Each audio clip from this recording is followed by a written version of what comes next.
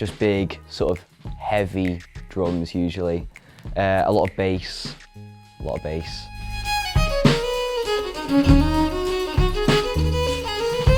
I'm Frank Joughin, and I've been given a grant by Culture Vannin for music production in order to create a new Manx album.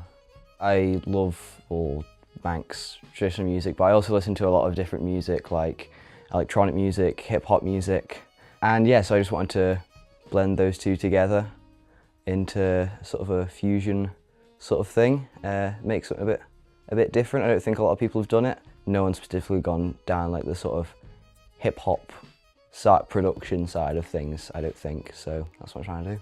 I lean towards sort of sample-based, so you get music that's already been made, usually older music, and you can manipulate it and stuff, and then add big sort of heavy drums usually, a lot of bass. I'm going to use Manx language a lot in that album. I've got James Harrison, he's recorded some Manx stuff for sort of a narration, I guess you could say, throughout the album. I'm going to bring some Manx songs onto it. And yeah, I just think it's important for Blein na Gaelgey, you know, important to have Blein na Gaelgey because it just spreads Manx just everywhere, you know, make sure people can't avoid it.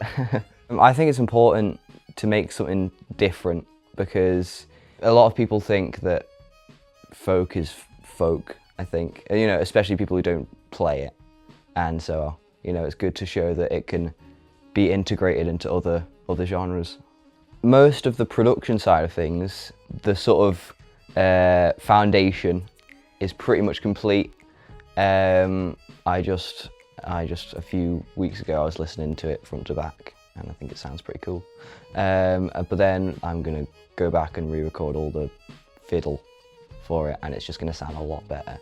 And then just going to be, you know, going, you know, just doing it all the time, you know, just to try and finish it as soon as possible. So I'd say summer, probably.